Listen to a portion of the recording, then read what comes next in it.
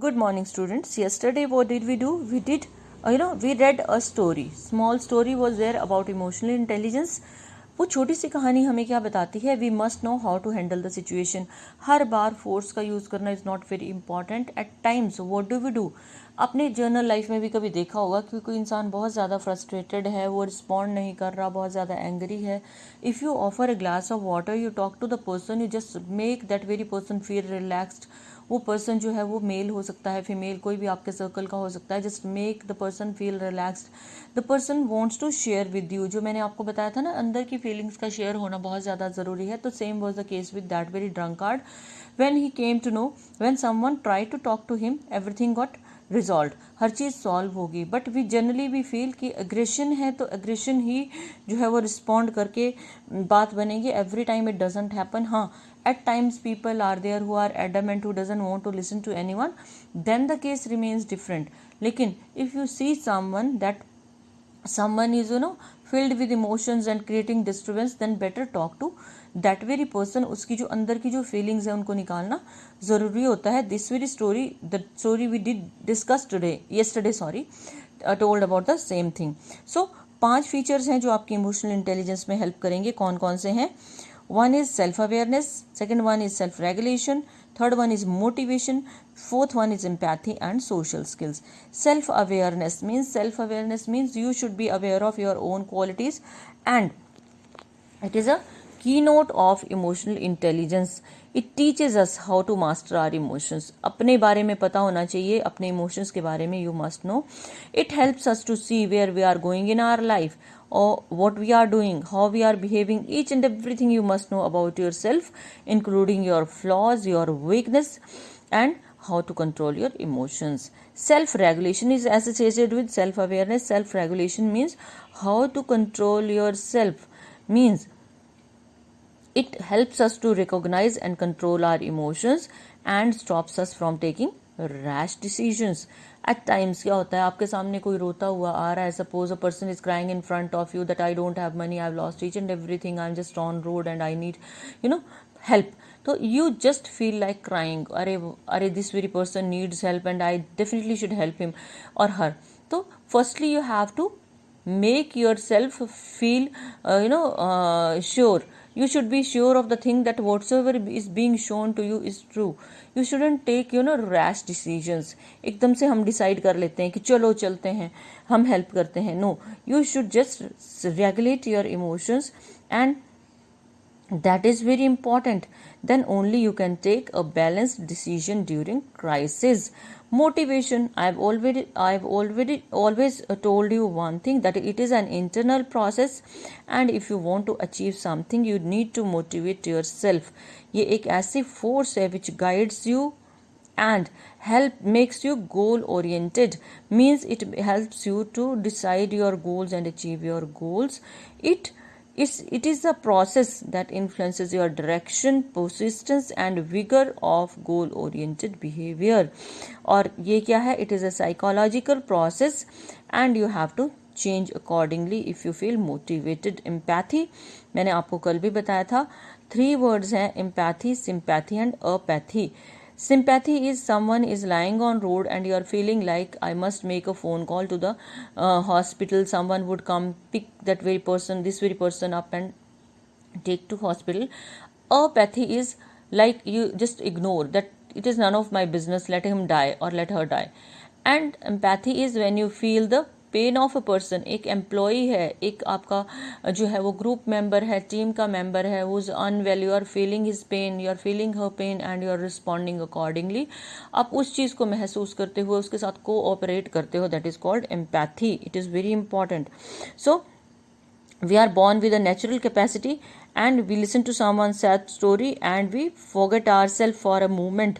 तो लेकिन ये चीज़ जो है थोड़ी देर के बाद डिसअपियर हो जाती है. जो एम्पैथी है, it is a process which makes us feel the grief or the sadness of others. और इसमें क्या है, ये हमारी ग्रोथ में एक्चुअल में हेल्प करता है. We become one with others. मैंने आपको कहा था कि उन चीज़ों को जब हम महसूस करते हैं तो that is called empathy. Social skills, how to calm distressing emotions, जब जो डिस्ट्रेस करने वाले, परेशान करने वाले इमोशंस हैं, how to calm them. And if one is very disturbed, how to handle that very person who's angry person and aggressive है, तो उसको कैसे हैंडल करना है. Everything we are trained if we are socially skilled. So empathy, social skill जो है एक बड़ी एसेंशियल क्वालिटी है and we must learn if we want to grow in our life. ये 5 पॉइंट्स हैं. अब right in detail about the ways to improve emotional intelligence. कैसे improve कर सकते हैं. We must observe our reaction to people to improve our emotional intelligence. जो हमारा reaction होता है ना sudden, we need to observe that. We should see that what is important and often what we feel that what to do or what not to do. We feel confused कि क्या करें इस situation में. instead of challenging those persons we should try to remind ourselves that people do what they want to do. अब कोई इंसान अगर disturbance create कर रहा है तो इंस्टेड ऑफ चैलेंज करने की what do we do need to do, they do whatever they want to do. उनकी पर्सनल प्रॉब्लम्स हैं और हमें क्या करना है. वी शुड डीपर्सनलाइज, हमें उनकी उन चीज़ों से पीछे हटना है. And we should try to understand the situation. We should look at our work environment. हमारा जो वर्क एनवायरनमेंट है it should be very very healthy and cordial. We should become humble. मैंने आपको एक चीज़ बार बार कही है क्लास में, अब भी वही कहूँगी. जैसे लाइफ में ग्रोथ आएगी आप मोर हम्बल होते जाओगे, आप ज़्यादा सॉफ्ट होते जाओगे. बट इट डजेंट मीन कि आप गलत चीज़ों को ऑब्जेक्ट नहीं कर पाओगे.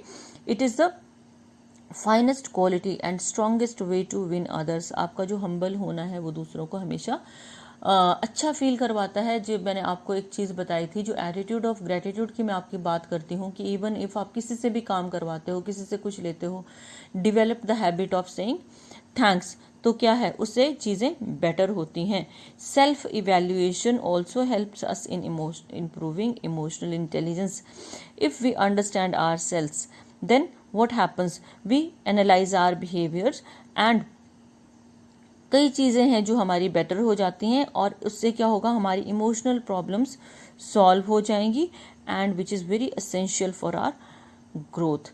To improve our emotional intelligence we need to observe how we react to stressful situation. ये सबसे ज़्यादा इंपॉर्टेंट चीज़ है कि आपकी इमोशनल इंटेलिजेंस की वजह से you must know how to react to a stressful situation. अब हमारे नेगेटिव रिएक्शंस को हमें कैसे रिमूव करना है.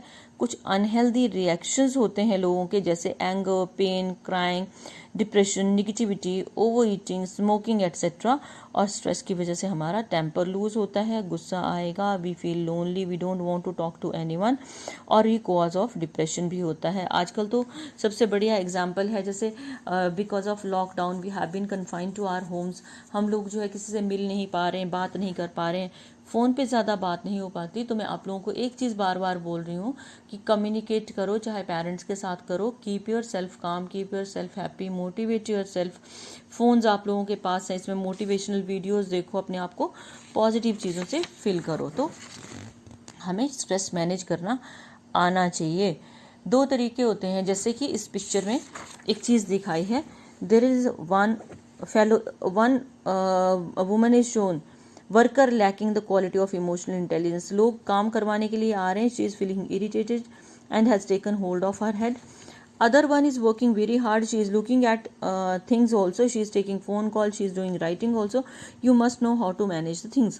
अपने बैंक्स वगैरह में आप लोग जाते हो तो आपने देखा होगा कि वो लोग कितने काम इकट्ठे करते हैं. आजकल टीचर्स की भी यही कंडीशन है. On the one hand we are just taking your online classes, we are taking your phone calls also, we are just managing your messages also. तो ये क्या है, we are trained, we train ourselves for the same. So you must know how to handle the situation and this way we have to try to control our stress. otherwise stress हमें overpower कर लेगा. जब stress overpower करेगा तो what would happen, we will be angry, annoyed, stressed, और उसका result जो है वो depression निकलता है. फिर the skill of taking responsibility of our actions make us free of anger, fear, guilt and hostility. at times हम क्या करते हैं ना, सपोज़ जैसे मैं आपको एक एग्जांपल देती हूँ, सपोज़ कॉलेज में आप कुछ काम कर रहे हो या घर में काम कर रहे हो, काम जो है वो ठीक नहीं होता है, तो वी फील स्केयर्ड कि पेरेंट्स का रिएक्शन क्या होगा, टीचर का क्या होगा। We believe in passing the buck, हम रिस्पॉन्सिबिलिटी को शिफ्ट करते हैं। इंस्टेड ऑफ दैट, अगर हमसे कुछ गड़बड़ हुई है, गलती हुई है, अगर उस चीज़ को हम एडमिट कर लेते हैं, I am not saying that make it A talk of the town कि सारे शहर को बताओ ढिंढोरा पीटो, लेकिन टॉक टू द पर्सन जिसने काम दिया था, तो क्या होगा, when you will share you will be unburdened, you will feel relaxed. तो उससे हमारी दो चीज़ें काम हुई, एक तो हमें सेंस ऑफ रिस्पॉन्सिबिलिटी पता लगा, वी रियलाइज़ कि दोबारा ये नहीं करना है, वी प्रॉमिस आर सेल्स की दोबारा नहीं करना है, और दूसरा हमने क्या देखा कि स्ट्रेस मैनेज हो गया, वो शेयर हो गया।